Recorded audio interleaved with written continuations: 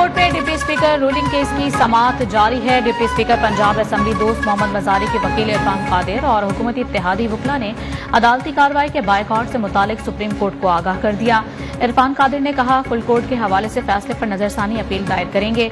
Chief justice ने remarks दिए कि असल सवाल था ये कि अरकान को हिदायत कौन दे सकता है। आइन में वाज़ेह है कि हिदायत पार्लिमानी पार्टी ने देनी है। इस केस में फुल कोर्ट की कोई जरूरत नहीं।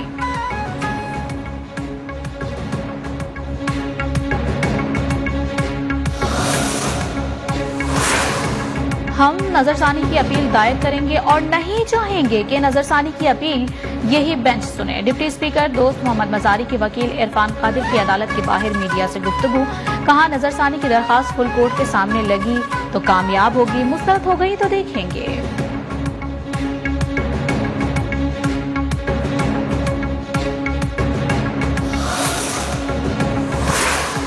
परवेज इलाही के वकील बैरिस्टर अली जफर ने दलाइल मुकम्मल कर लिए। पार्टी सरबराह की हिदायत बरवक्त आनी चाहिए। आइन के मुताबिक वोट देने की हिदायत पार्लिमानी पार्टी देती है।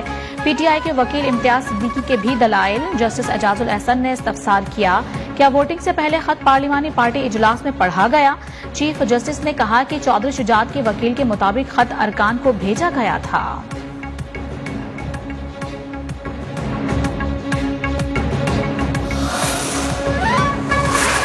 अहम समाअत में सुप्रीम कोर्ट के एतराफ, सिक्योरिटी के कड़े पहरे, अदालत के बाहर पुलिस और एफसी की भारी नफरी तैनात। अदालत के अहाते में पुलिस और रेंजर्स की नफरी मामूर पर रहेगी।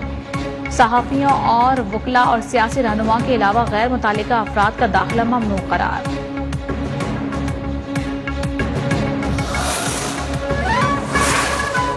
वकला पूरी तरह से सुप्रीम कोर्ट के साथ खड़े हैं। पाकिस्तान के अवाम अदलिया के वकार पर कभी समझौता नहीं करेंगे।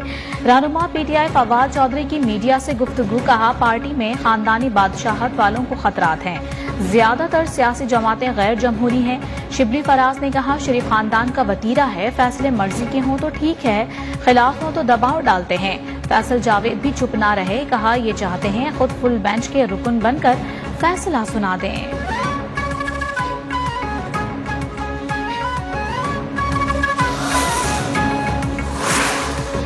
चौधरी शुजात के खत पर एतराज किया जाता है। इमरान खान का खत मोतबर समझा जाता है। लोग इंसाफ के दोहरे मयार पर सवाल उठा रहे हैं। नून लीगी रहनुमा तातारड़ की प्रेस कॉन्फ्रेंस। कहा, तरामीम में दर्ज है, पार्टी सरबराही हिदायत जारी कर सकता है।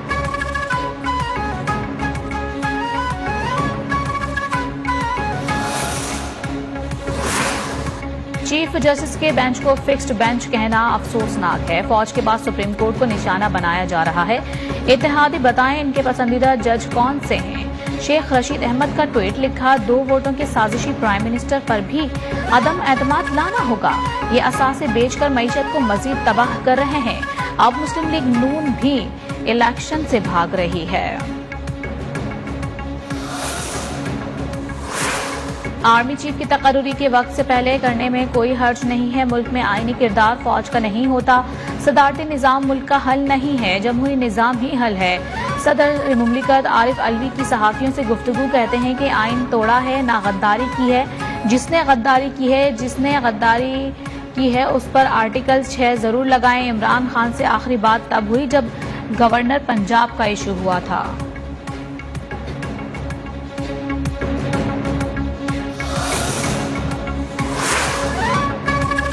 सुप्रीम कोर्ट के जजेस की तकर्रुरी के लिए जुडिशियल कमीशन का इजलास मौखर किया जाए। जस्टिस काजी फाइज ईसा का चीफ जस्टिस को खत लिखा। सुप्रीम कोर्ट में जजेस की तैनाती से पहले मिल बैठकर तय करना होगा कि आगे कैसे बढ़ना है। सुप्रीम कोर्ट का मोस्ट सीनियर जज जजेस की नामजदगी का तरीकाकार तय करने में नाकाम रहा है। चीफ जस्टिस की तरफ से जजेस की तैनाती के मामले पर जल्दबाजी सवालिया निशान है।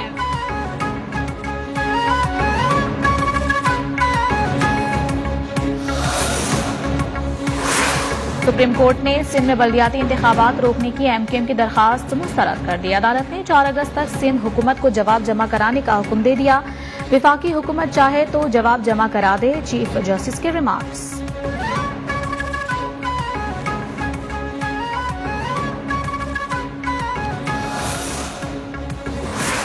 इंटरबैंक में डॉलर मुल्क की तारीख में पहली बार 233 रुपए का हो गया। डॉलर की कीमत में 3 रुपए 12 पैसे का इजाफा। ओपन मार्केट में डॉलर 232 रुपए में फरोख्त। हुकूमत ने महंगाई के सताए अवाम पर एक बार फिर बिजली बॉम्ब गिरा दिया। बिजली की कीमत में मजीद 3.5 रुपए फी यूनिट का इजाफा कर दिया। विफाकी वजीर तवानाई खुर्रम दस्तगीर का ऐलान, कहा अगले माह भी 3.5 रुपए यूनिट कीमत बढ़ेगी। दावा किया कि करीब तरीन तबका मुतासिर नहीं होगा। गुज़िश्ता हुकूमत ने मनसूबाबंदी न करके आवाम के साथ नाइंसाफी की है। दरामद गंदम के मयार और मिकदार को यकीनी बनाने के लिए बैनुल-अक़वामी कंसल्टेंट से मदद ली जाए। वज़ीर आज़म की मुल्क में गंदम की मौजूदा ज़खायर के जायजा इजलास में गुफ्तगू।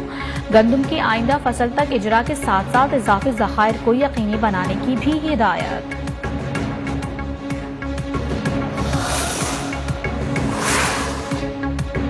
कराची के बेशतर इलाकों में आज सुबह सवेरे भी हल्की बारिश। महकमा मौसमियात ने आज मजीद बारिश की पेशगोई की है। दर्जे हरारत ज्यादा से ज्यादा 31 डिग्री तक जाने का इम्कान है। गुज़िश्ता रोज की बारिशों का पानी मुख्तलिफ इलाकों में ताहाल जमा है। मुख्तलिफ हादसात और वाकयात में 3 अफराद जाँ बहक हो चुके हैं। कराची को हब से मिलाने वाला पुल का 100 फीट हिस्सा गिर गया। बारिश से कोयटा कराची कौमी शाहराह भी बुरी तरह से मुतासर। मानसून का सिलसिला आज भी जारी रहने की पेशगोई।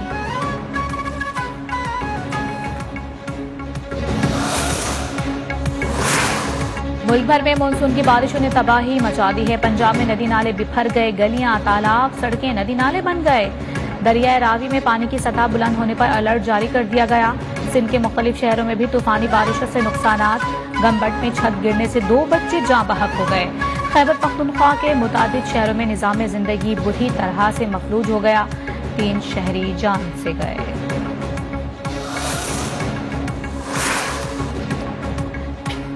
रावलपिंडी इस्लामाबाद में तूफानी बारिशों से जल थल एक हो गया। रावलपिंडी अर्बन फ्लडिंग का शिकार।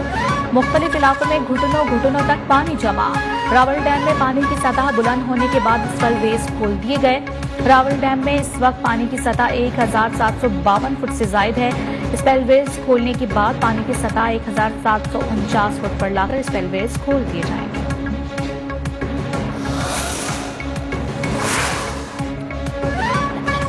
बलूचिस्तान में मानसून की तबाहकारियां ताहाल जारी। कोयटा को आफत ज़दा करार दे दिया गया।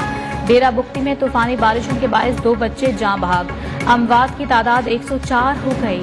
बलूचिस्तान और सिंध को मिलाने वाला हब रिवर पुल भी टूट गया। पुल में बड़ा शगाफ पड़ गया। झलमक्सी गंदावाह में सैलाबी रेले ने तबाही मचा दी। इलाके का जमीनी राबता मुनक़ता हो गया।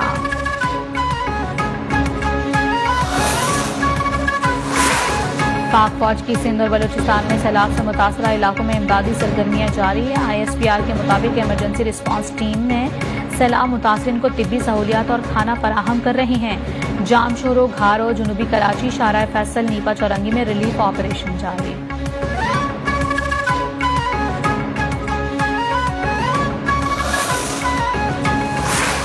CTD ने बलूचिस्तान को बड़ी तबाही से बचा लिया। सिब्बी के नवाही इलाके में कार्रवाई। कलदम तंजीम का दहशतगर्द गिरफ्तार। बड़ी तादाद में असलहा और बारूद बरामद। बलूचिस्तान में मुहर्रमुल हराम और 14 अगस्त पर दहशतगर्दी का मंसूबा नाकाम।